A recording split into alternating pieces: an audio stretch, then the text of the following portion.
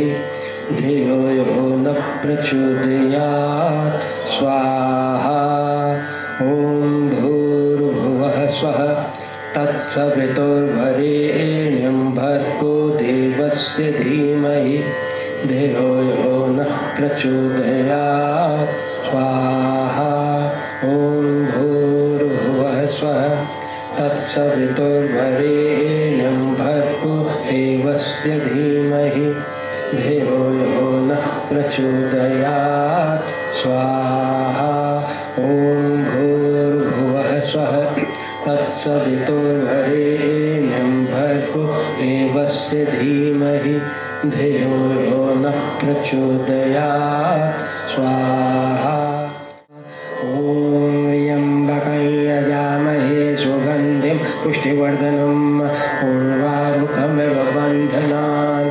मृत्योर्मुक्षीयमामृतात् स्वाहा ॐ त्र्यम्बकं यजामहे सुगन्धिं पुष्टिवर्धनम् उर्वारुकमिव बन्धनान् मृत्योर्मुक्षीयमामृतात् स्वाहा ॐ त्र्यम्बकं यजामहे सुगन्धिं पुष्टिवर्धनम् उर्वारुकमिव बन्धनान् मृत्योर्मुक्षीयमामृतात् स्वाहा ॐ त्र्यम्बकं यजामहे सुगन्धिं पुष्टिवर्धनम् उर्वारुकमिव बन्धनान् मृत्योर्मुक्षीयमामृतात् स्वाहा ॐ त्र्यम्बकं यजामहे सुगन्धिं पुष्टिवर्धनम् उर्वारुकमिव बन्धनान् मृत्योर्मुक्षीयमामृतात् स्वाहा ॐ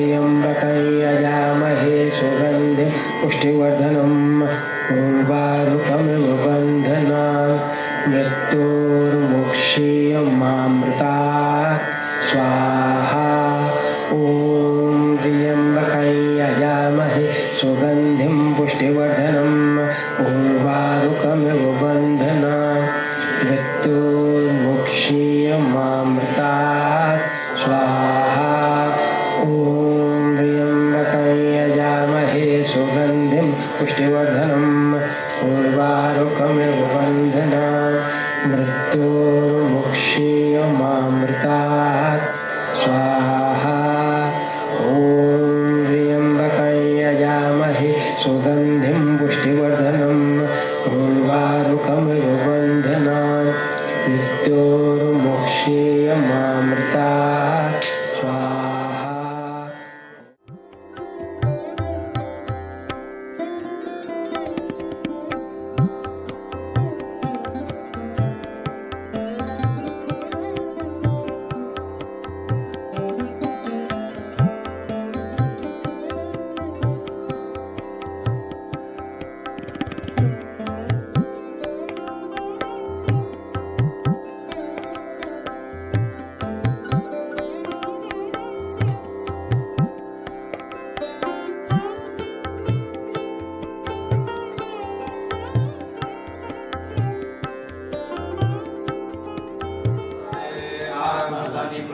शनि पशु शनि लोक शन्य भय शनि अभि प्रजा बहुलां मे करो वर्णं वयो देनो असमान सुदत्ता बोल गो भैया की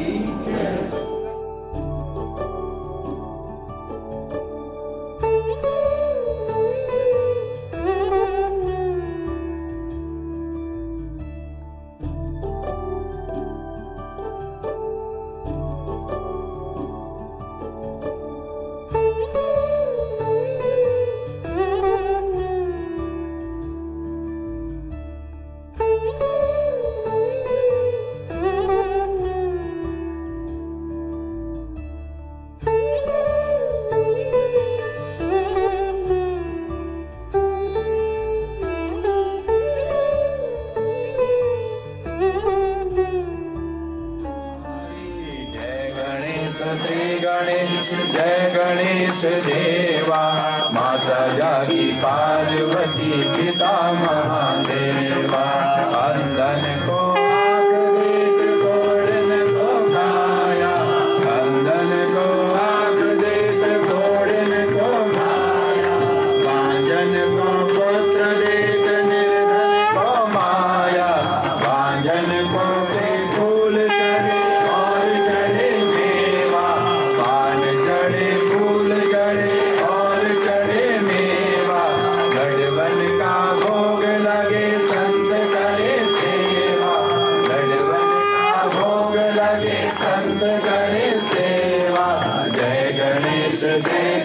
गणेश जय गणेश देवा माता जागी पार्वती पिता महादेव जय गणेश जय गणेश देवा माता जागी पार्वती पिता महादेवा जय गणेश जय देवा माता जागी पार्वती पिता महादेवा भगवान की मैया जी को सावनी मनावत हरि ब्रह्मा शिव जी ओम जय अम्बे गौरी मांग सिंधूर विराजत टीको मृग मद ओ मैया टीको मृग मद को जल से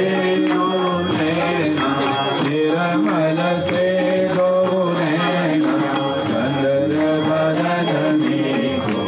ओम जय अम्बे गौरी कनक समान करे रकांबर राजे ओ मैया रकांबर राजे रक्त पुष्प गलमाला लाल फूल गलमाला कंठन पर साजे ओम जय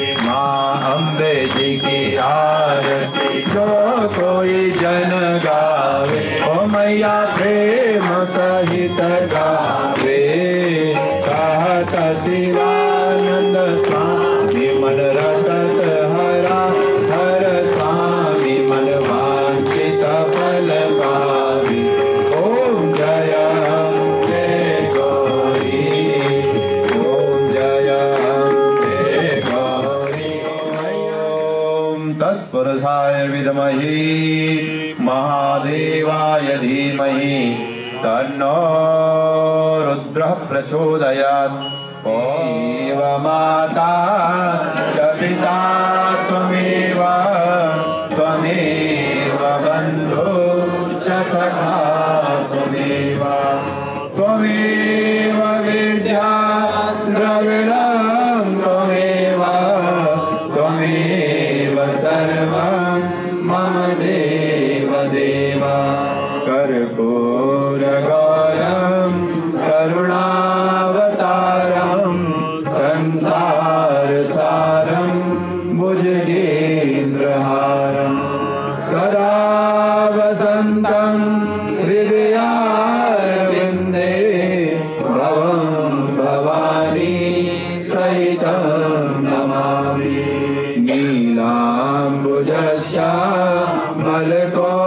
नीलाम्बुजश्यामलकोमलाङ्गं सीतासमारोपितवामभागं पाणौ महासायकचारुचापं नमामि रामं रघुवंशनाथं ध्येयं सदा परिभव नमवीष्टदोहम् तास्पदं शिवविरञ्चिनुतं शरण्यं भृत्यार्तिहं प्रणतपादभवाभिपोतं वन्दे महापुरुषते चरणारविन्दम् नानासुगन्धपुष्पाणिर्यथा कालोद्भवानि च पाञ्जलिर्मया दत्तं सच्चिदानंद भगवान की जय वेद भगवान की जय गायत्री माता की जय गौ माता की जय गंगा माता की जय यमुना माता की जय देवात्मय हिमालय की जय सब तीर्थों की जय धरती माता की जय भारत माता की जय योगेश्वर श्री कृष्ण की जय सियावर रामचंद्र की जय पवन सुत हनुमान की जय उमापति महादेव देव की, जगदम्बे माता की, सब संतों भक्तों की, श्री गुरु नानक देव की, जगत गुरु श्री चंद्र भगवान की, बाबा भूमन शाह देव की, सदगुरु श्री चंद्र स्वामी जी महाराज की, अपने अपने सदगुरुदेव की, धर्म की, अधर्म का, प्राणियों में विश्व का सत्य सनातन धर्म की, आज के आनंद की। ओम नमः पार्वती पतये, हर हर महादेव शंभो। आप सभी अपने स्थान पर घूमेंगे। महाराज जी आप अपने सभी भक्तों को बहुत बहुत प्रेम से हरिओम। दूर दूर से आप पूज्य गुरु महाराज जी की मधुर स्मृति में आए हैं। महाराज जी के दिव्य जीवन की तो हम चर्चा जब तब कर ही लेते हैं। उनके भौतिक चोले को छोड़े हुए 1 वर्ष होने को भाग करके 1 वर्ष का समय निकल गया।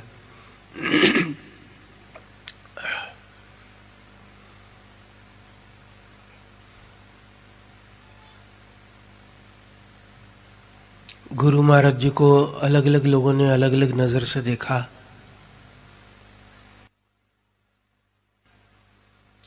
गहरे साधकों ने किसी नजर से देखा, सांसारिक वस्तु मांगने वालों ने उस नजर से देखा।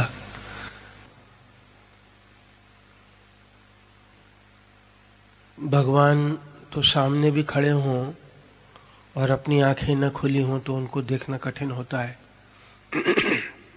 बल्कि हम उनसे लड़ भी सकते हैं। रावण और कंस को देख ले। तो स्वामी जी ने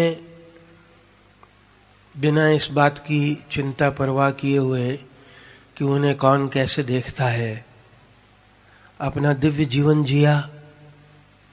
एक तरफा प्रेम स्नेह सभी पे लुटाया।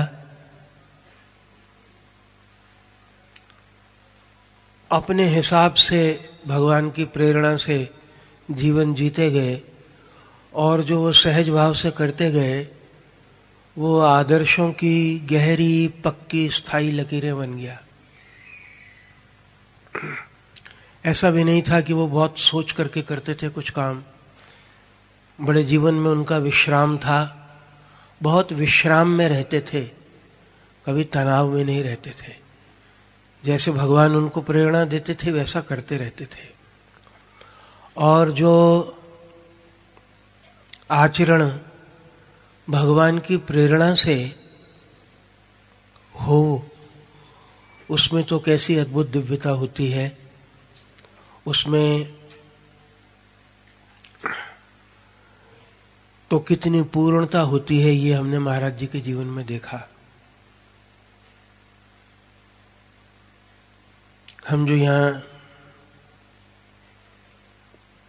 साधु लोग बैठे हैं तो हम उनके साथ में हमने बहुत भगवान की, बाबा जी की असीम कृपा से और उन्हीं की असीम कृपा से दशकों तक हम उनके चरणों में रहे। महाराज जी ने हमने महाराज जी को दिन रात देखा, उत्सवों में देखा, आश्रम खाली था तो देखा, रेलगाड़ियों में देखा, कारों में देखा, ध्यान में देखा, बैडमिंटन खेलते हुए देखा, जलेबियां बनाते हुए देखा, लोगों को भोजन बांटते हुए देखा, सोते हुए विश्राम करते हुए भी देखा। जीवन के सब रूप सब पक्षों में उनकी एक रस दिव्य लीला के हमने दर्शन किए। तो ऐसा प्रतीत होता है कि जब महाराज जी शरीर में थे तो उस समय भी उनके साथ साथ जैसे एक दिव्य पुरुष साथ साथ उनके रहता था। कोई दिव्यता उनको घेरे रहती थी जो अशरीरी थी, जो भौतिक नहीं थी। एक अभौतिक नॉन फिजिकल उपस्थिति, प्रेजेंस उनको घेरे रहती थी। वो ऐसा प्रतीत होता था कि वो जो प्रेजेंस है वो बड़ी सौंदर्यमयी है, शाश्वत है, दिव्य है, आनंदमयी है, ज्ञानमयी है, प्रकाशमयी है। तो महाराज जी के भौतिक शरीर के इर्द गिर्द भी उनकी जो आभा थी, उनकी प्रभा थी, वो उनके साथ साथ उन पूरा आसपास का वायुमंडल व्याप्त रहता था उनकी दिव्यता से, और वो अविनाशी जैसी लगती थी। इसलिए जब महाराज जी शरीर में थे तो हमको किसी को ऐसा नहीं लगता था कि ये महापुरुष कभी अनुपस्थित भी हो जाएंगे, क्योंकि उस प्रेजेंस का स्वरूप ही ऐसा था। वो बड़ी ही अभौतिक थी। तो अब ऐसा प्रतीत होता है कि जब महाराज जी ने चोला त्याग दिया तो वो प्रेजेंस यहीं बच गई, वो गई नहीं, क्योंकि वो तो पहले भी अशरीरी थी, वो तो पहले भी निराकार थी। तो वो उनकी उपस्थिति, प्रेम, आनंद और सौंदर्य और करुणामयी उपस्थिति कहीं गई नहीं। तो इसीलिए गुरु के हमें छोड़ देने,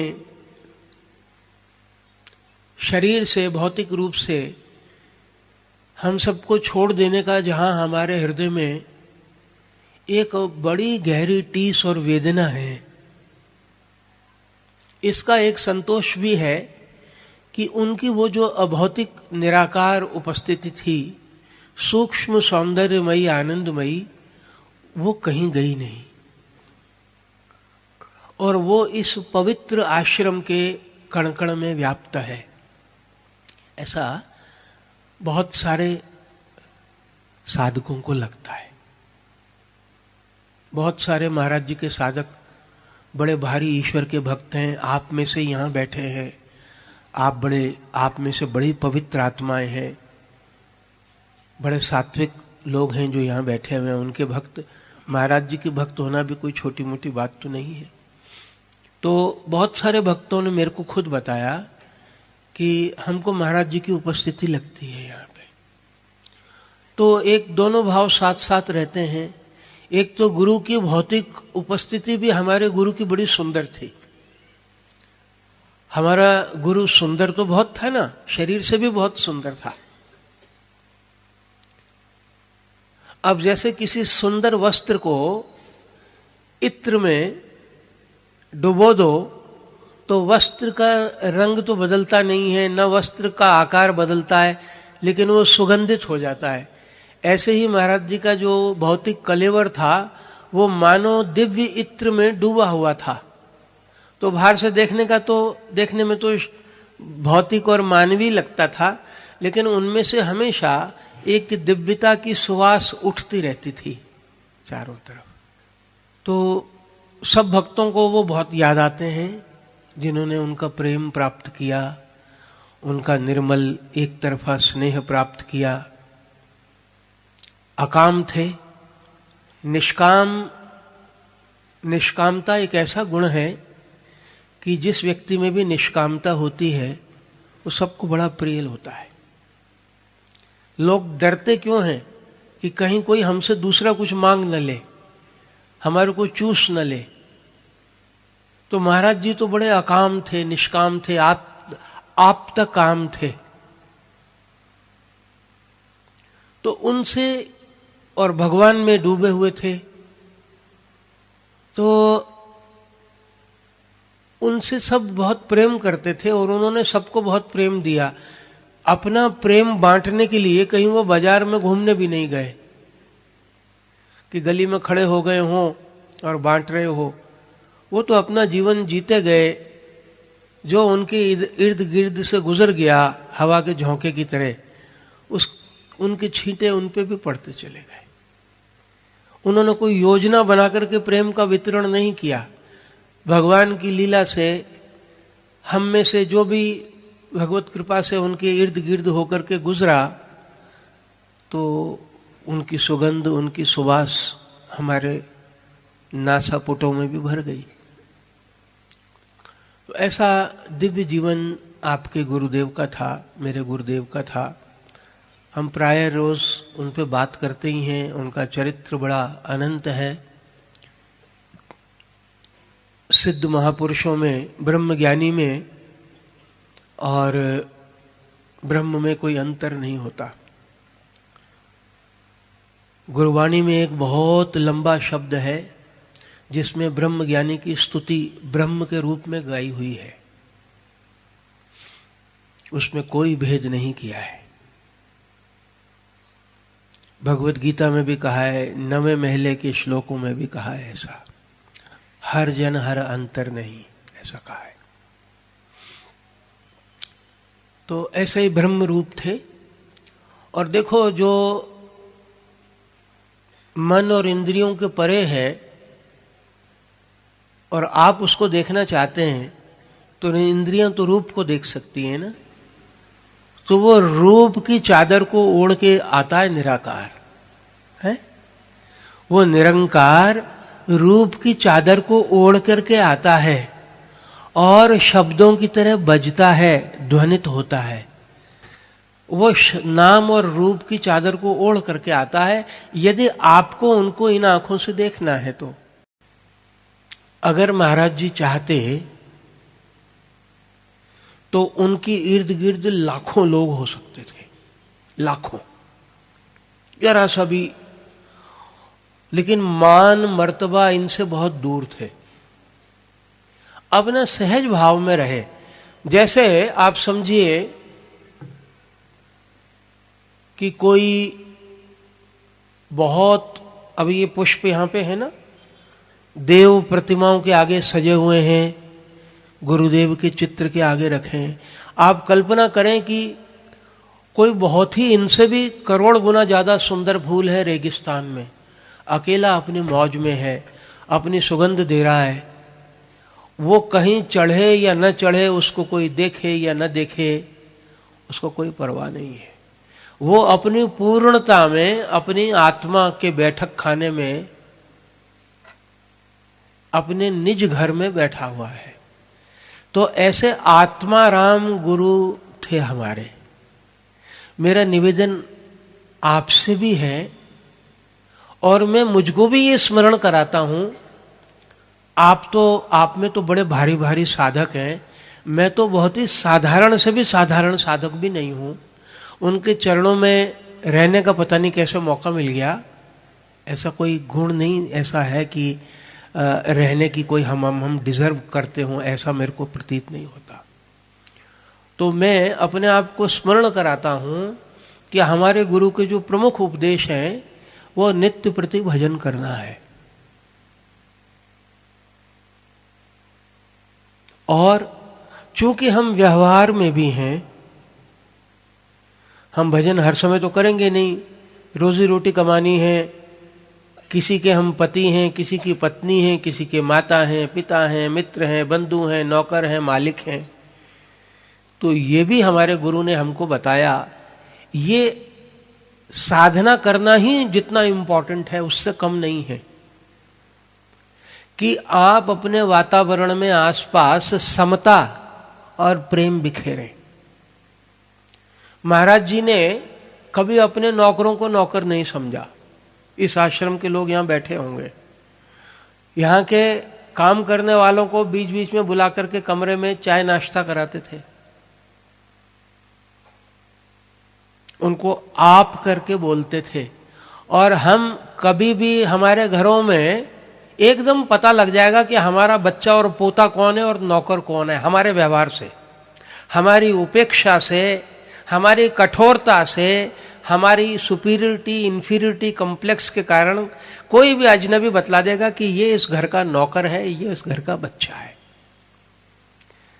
तो यदि आप भगवान, चलिए व्यवहार तो अपनी जगह है, लेकिन हमारे हृदय की डिफॉल्ट सेटिंग तो एक सबको आदर देने की हो।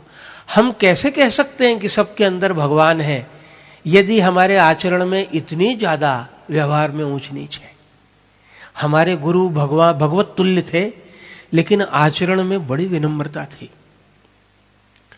वो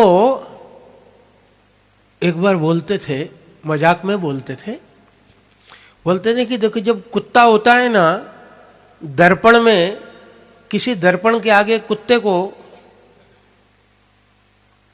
चला जाए तो उसको दर्पण में कुत्ता दिखता है तो वो भौंकता है, और अगर राजा दर्पण के आगे खड़ा हो तो दर्पण में राजा को राजा दिखता है। तो साधक को इस गुरु वाक्य पर, शास्त्र वाक्य पर दृढ़ विश्वास होना चाहिए कि सबके अंदर भगवान विराजमान है, और उसको अकारण किसी को कष्ट या अपमान नहीं करना चाहिए।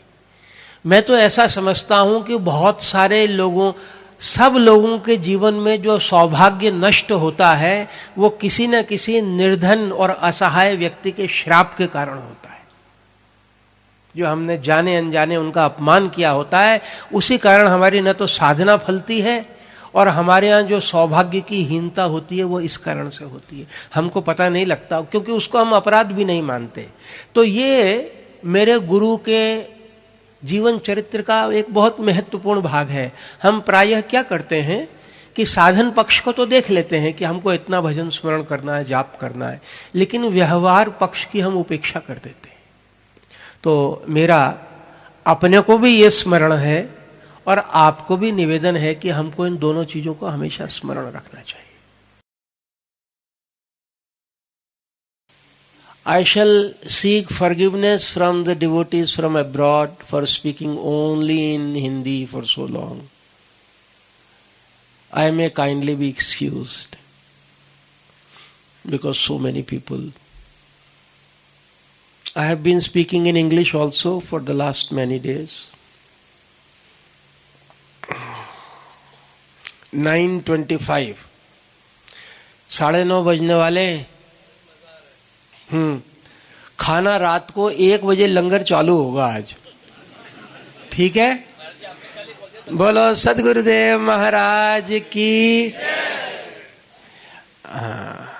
बोलिए सद्गुरुदेव महाराज की, सच्चिदानंद भगवान की, जगदम्बे मात की, बाबा भूमन शाह देव महाराज की, श्री श्रीचंद्र भगवान की।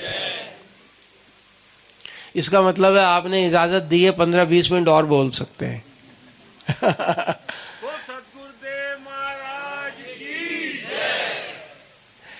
तो मैं आपकी अनुमति हो तो थोड़ा ये विदेशी भक्त भी बड़े महाराज जी के प्यारे दुलारे थे, आंख के तारे थे, कोई आप ही थोड़ी है उनके।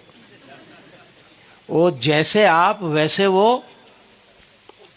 तो I am saying that the devotees from abroad were as much dear to Gurudev as you, and he was very close to them, and he had such a demeanor, such a way that he looked quite Westerner, you know, very disciplined, very with etiquettes, liking, you know, carpets in his room. He will relate with the foreign devotees instantaneously. Well, he had a divine magnetism which defied all the cultures and habits and these outer superficial things. He had a very dynamic, deep magnetism which transcended superficialities. So foreign devotees loved him, and the most beautiful time used to be the time of his daily satsang. And at that time, Maa Divya Jyoti, Vishali Mataji is no more. She has left the body. And Shanti Priya has also recently left. We remember very fondly these two. And Karishma is no more. Snehlata is gone. Sumati. All these people, all devotees loved him dearly. And they got so much from him. He had a special eye for the foreigners. They all felt attended by him.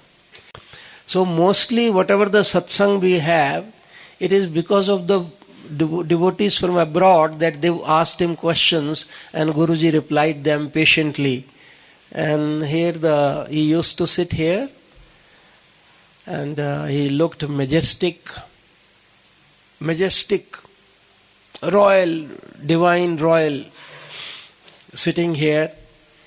And it used to be another session of meditation in the presence of Gurudev, when he would take sometimes 20 minutes answering a question patiently, unmoved, and his answers were pure nectar. And actually it was much more than question answer. It was a chance to be near his divine proximity. That's what it was. And it's just a shadow of it, a byproduct of it was question answer session, which were also, by the way, great. But Gurudev used to give himself to the devotees at that time. He used to pour his love out for the devotees. And he used to give us subtle hints on how to meditate. He used to actually shower his grace at that time. It was that time. He had many visits there. And the miracle is he was in silence. People use their speech to assert their ego in a very subtle and smart way. But Chandra Swami was in silence. He gave through his silence. That is why he was so authentic, so powerful. The ego is very smart. It uses the speech to assert itself. Gurudev taught through silence.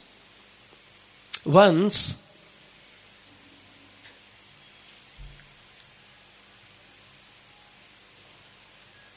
a devotee told Gurudev, Swamiji, he was in silence since many years then. A devotee told Gurudev, Gurudev, मैं आपको सुनना चाहता हूँ. I want to listen to you. Gurudev, I want to listen to you. So His Majesty replies, to listen me, you have also to become silent.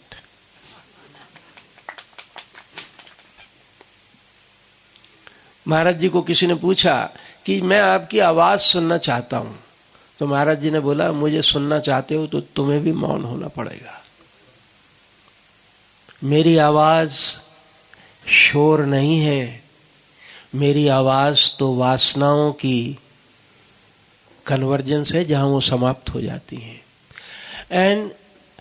And Swamiji spoke beautifully on silence. He was the embodiment of silence and serenity and joy. Once I was traveling with him, we were in train. There was a young Sardarji who became quite enamored of him, was quite attracted to him.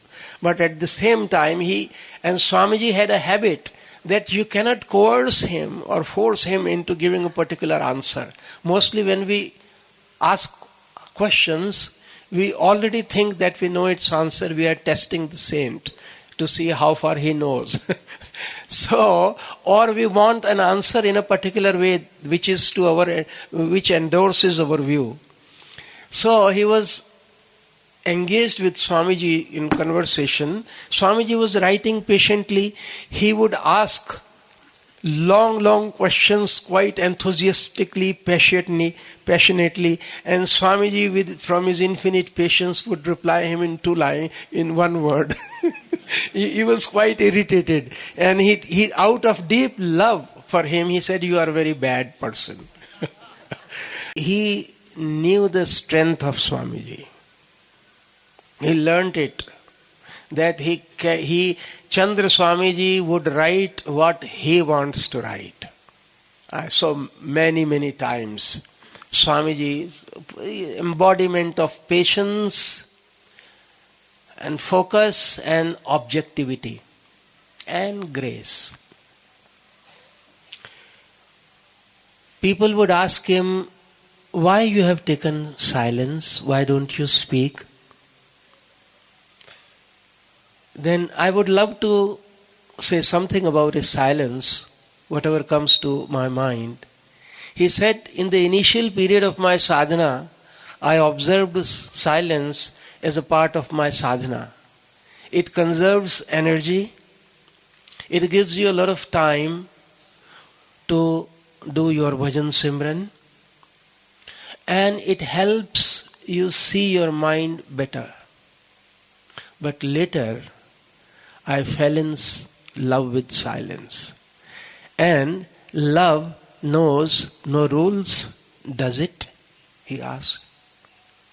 If I love silence, what is the reason? Why do we love something? He says, I love silence. And love knows no reason. And then at other times he said, all the manifestation has come out of silence. And ultimately it will go back to silence. At another time, yet another time, he says, silence is the sign of fulfillment. Silence is the sign of total surrender to the divine. Silence is the sign of total desirelessness.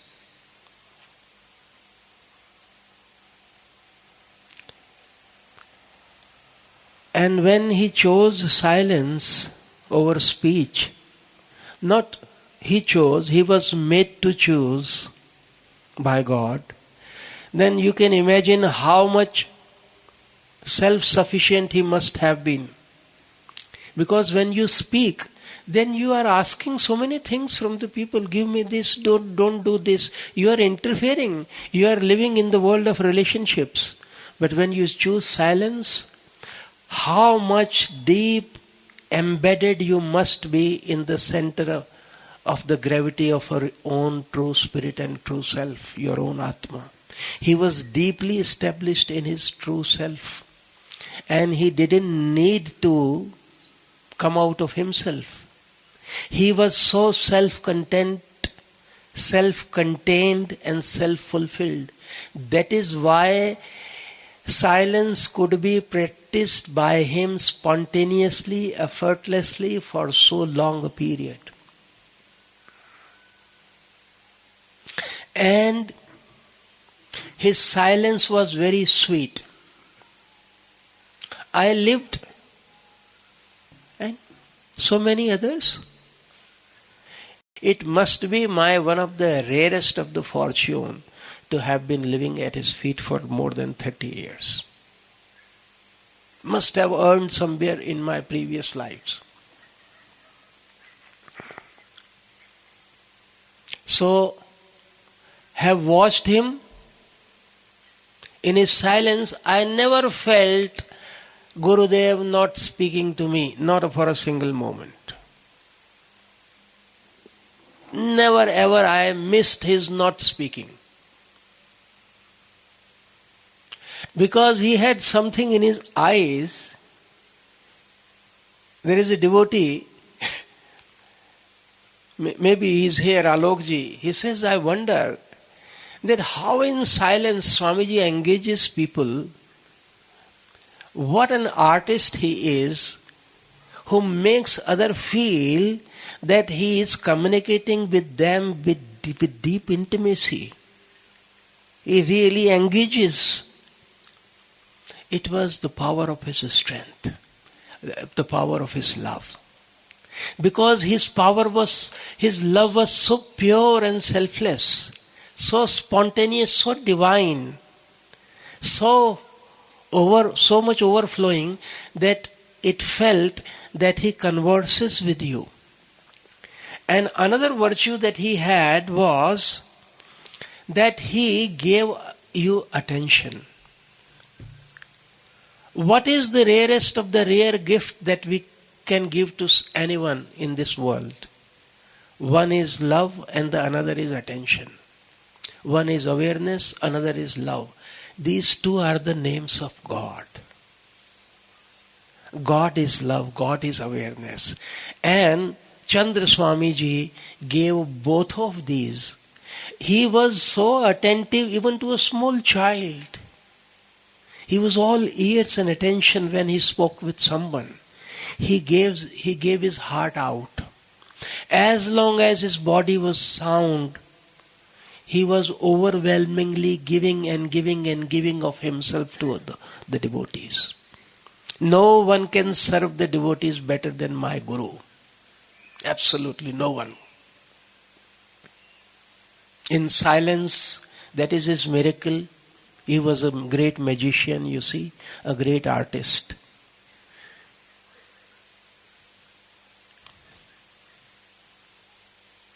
मैं अंग्रेजी में बता रहा था कि महाराज जी का मौन कितना मधुर था.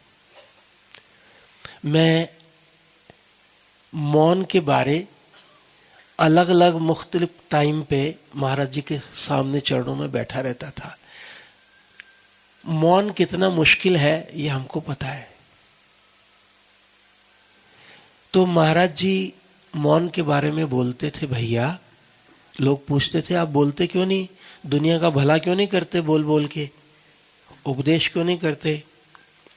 तो महाराज जी बोलते हैं कि कोई सुनता तो है नहीं. बोलने के लिए बोलते हो, जितना बोला है वो तो सुनते नहीं हो, और आप चाहते हो, ये भी उनका एक बार बोला, और आप तो दिन भर बातचीत करते हो और चाहते हो मैं भी आपकी तरह चटर बटर करता रहूं दिन भर, और जो मैं बोलता हूं वो तो सुनते नहीं हो, और बोलता हूं मैं और चाहते हो कि मैं और बोलूं. एक तो ये बोला उन्होंने. एक बार उन्होंने बोला कि आप मौन कब खोलोगे. तो बोला ये तो जिसने मौन रखवाया उसको पता होगा, मुझे क्या पता. भगवान के कहने से मौन रखा, भगवान को ही पता होगा कब खोलूंगा. मैंने न अपनी इच्छा से रखा, न मैं अपनी इच्छा से खोल सकता हूं. ऐसा मौन था उनका. भगवत प्रेरणा से रखा था, दुनिया से बचने के लिए नहीं रखा था. फिर एक अलग मौके पे बोले कि भैया जब मैंने साधना शुरू की तो मुझे लगा कि मौन साधना में बड़ा सहायक होता है. बड़ी शक्ति का अपव्यय होता है, बच जाती है शक्ति, बड़ी एनर्जी वेस्ट होती है, तो भजन के लिए टाइम बड़ा मिल जाता है. फिर धीरे धीरे मेरे को मौन से प्रेम हो गया. और प्रेम का तो कोई कारण नहीं होता. बताओ प्रेम का कोई कारण होता है. फिर एक दूसरे मौके पे लिखा कि ये पूरी दुनिया, पूरी कायनात मौन में से निकली है और मौन में ही लौट जाने वाली है. यानी बोलना अस्वाभाविक है, न बोलना ज्यादा स्वाभाविक है. बताइए हमको सीखना क्या पड़ता है. मौन और बोलने में से किसकी ट्रेनिंग लेनी पड़ती है. बोलने को सीखना पड़ता है ना. मौन तो पैदा होते ही सब मौन में ही तो है. ये तो बोलना सीखना पड़ता है. भगवान कृष्ण ने गीता जी में बोला है रहस्यों में मैं मौन हूं. उस रहस्य को धारण करके रखा मेरे गुरु ने. और फिर बोले कि मौन का मतलब है पूर्ण वासनाहीनता. मौन का अर्थ है भगवान के प्रति पूर्ण समर्पण. मौन का अर्थ है उन्होंने बोला कि परिपूर्णता. जब पूड़ियां तलते हैं तो कच्चा होता है जब तक तेल, तो खड़खड़ खड़खड़ खड़खड़ बुलबुले उठते हैं ना. पूरा पक जाता है तो कोई आवाज होती है क्या. तो ऐसे पके हुए संत थे तो आवाज समाप्त हो गई थी उसमें. ऐसे परम सुहृद करुणा सिंधु गुरुदेव श्री चंद्र स्वामी जी महाराज के पावन चरण कमलों में बारंबार प्रणाम.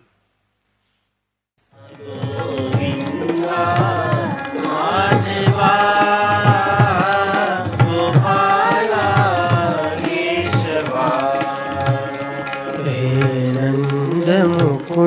सच्चिदानंद गोविंद राधे गोपाला